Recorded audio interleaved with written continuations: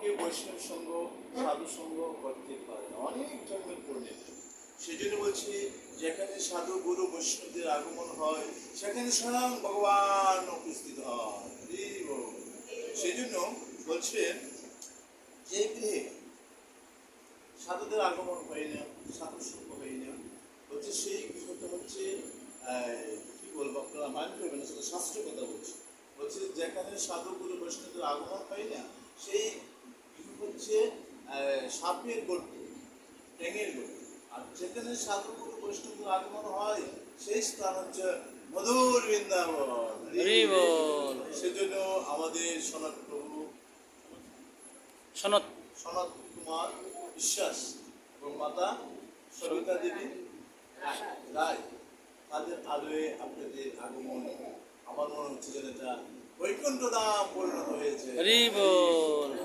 আমি প্রথমে আপনাদেরকে ধন্যবাদ জানাবো। আপনাদের কিন্তু এই জলজাগতিক বিদ্যা আমি এসে কিন্তু বুঝতে পেরেছি, আপনাদের জলজাগতিক বিদ্যা কিন্তু আপনাদের আছে, ঠিক কিনা? এটা কিন্তু সর্বোচ্চ বিদ্যা।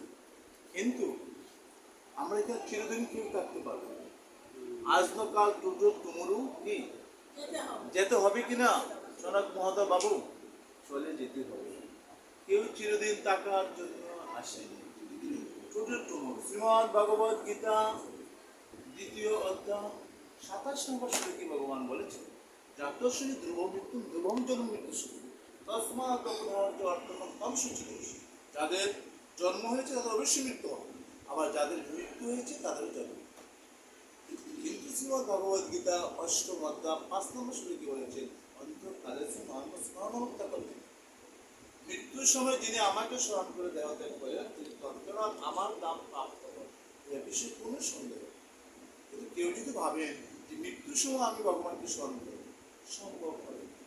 কোনো স্টুডেন্ট যদি ভাবেন সারা বছর লেখাপড়া না করে যদি ভাবেন যে আমি পরীক্ষার পূর্ব রাত্রে সারা রাত্রি লেখাপড়া করে হলে পরীক্ষার হলে কি খুব সুন্দরভাবে সম্ভব হবে? কোনো সন্দেহ। সেজন্য যদি কেউ সারা জীবন কৃষ্ণ ভাবনান্বিত না হয়, মৃত্যুর সময় হচ্ছে সবচাইতে যন্ত্রণা।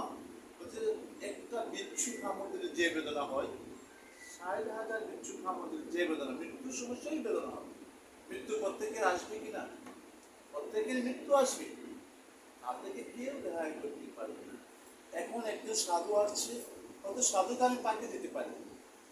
যমদূত যখন আসবে, যমদূতকে যখন বলতে পারবো, যমদূত তুমি একটু পরে আসো, এখনো আমার এই পদ্মা মেয়েকে আমি এখনো কি প্রতিষ্ঠিত করতে পারি নাই, আমার বিল্ডিংটা এখনো কমপ্লিট হয়ে নাই, আমার ছেলেটাকে প্রতিষ্ঠিত করতে পারে, যমদূত তুমি একটু পরে আসো। যমদূত শুনবে, যমদূত কি বলবে? অনেক কিছু করছে, এখন চলে যেতে হবে।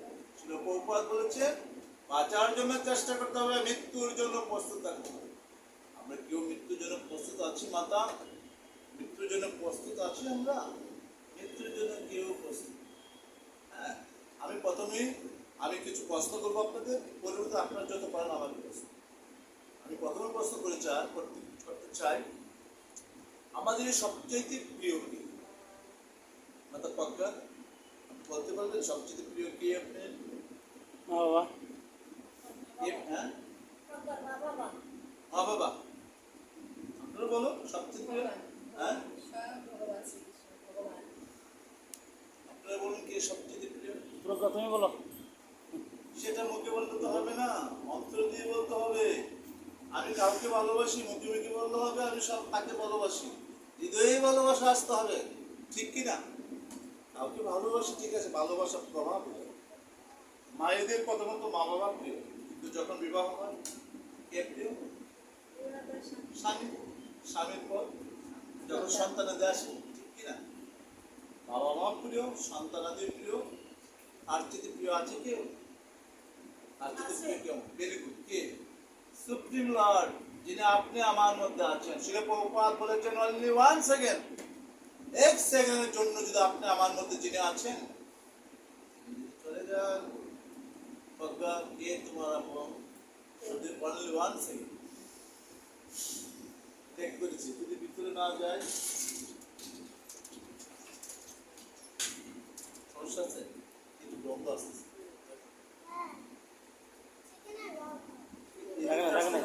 সুশীলা লেখা দাও। আসতেছে নাকি ওই দিকটা আসতেছে?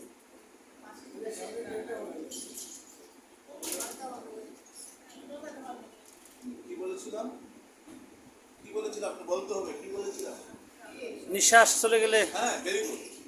আমাদের যদি এই মাত্র এক সেকেন্ড, মা বাবা আমার প্রিয়, ভাই বোন আত্মীয় স্বজন সবাই আমার প্রিয়, কিন্তু যদি অনলি 1 সেকেন্ড আমার মধ্যে যিনি আছেন তিনি চলে গেছেন, বলতে অনলি 1 সেকেন্ড, এক সেকেন্ড, আমার প্রিয় কি মা বাবা, ভাই বোন, আত্মীয় স্বজন, আপনার হাজবেন্ড, কে আপন, আমার মধ্যে যিনি আছেন তিনি যদি 1 সেকেন্ডের জন্য চলে যান, তাহলে আমার আপন কি, দরকার কি এখন?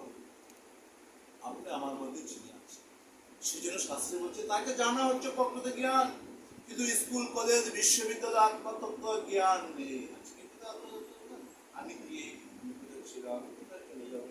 সেই জ্ঞান স্কুল কলেজ বিশ্ববিদ্যালয়, সেই জ্ঞান হচ্ছে কি এই যে আত্মতত্ত্ব জ্ঞান, ভগবত গীতা, শ্রীমদ্ ভাগবত, শ্রীমদ্ ভাগবতের প্রথম স্কন্ধের 2য় অধ্যায় 10 শ্লোকে বলছে কামস্য নয় ইন্দ্রিয় বৃদ্ধি লাভ যাবত যাবত জীবস্ব তত্ত্ব বিকাশ হচ্ছে কর্মযোগ।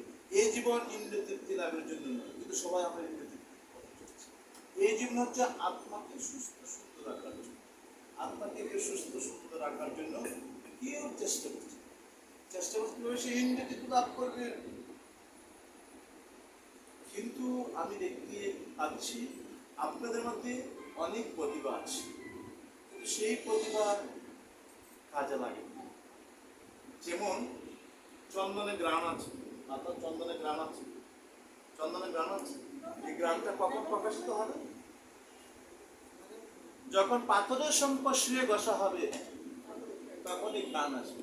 আপনাদের মধ্যে সবার প্রতিভা আছে, কিন্তু প্রতিভাটা কি করতে হবে? পাথরের সংস্পর্শে আসতে হবে, সাধুদের স্পর্শে আসতে হবে। পাওয়ার বক্স কি আছে? ভারত আছে। ভারতটা কখন জলে যাবে? সারা পৃথিবী জলে দেওয়া উচিত বর্ষণ, কিন্তু যতক্ষণ ভিতরে থাকবে কি হবে? হ্যাঁ, সেজন্য আপনাদের মধ্যে কিন্তু প্রতিভা আছে, কিন্তু সাধুতা সংস্পর্শে আসতে পারবে। হ্যাঁ, যেমন এই আপনাদের হাতে কি, সবার হাতে আংটি। শুনতে হবে এখন, আংটি, সব আংটি। কেউ আসলে না আসলে সব, শুধু আধা ঘন্টা শুনতে হবে। আমি শুধু আপনার আধা ঘন্টা বলবো, সবচেয়ে মনোযোগ সহ আপনারা শুনবেন। যত বেশি শুনবেন, কেউ আসছে, যত বেশি শুনবেন তত বেশি পবিত্র হবেন। 4 কালের মধ্যে 3 কাল চলে গিয়েছেন, আর এখনো যদি সেই কি বলছে, অনেক, আমি প্রথম বলছি অনেক জন্মের পূর্ণের পরে বৈষ্ণব আসে, সহজ আসতে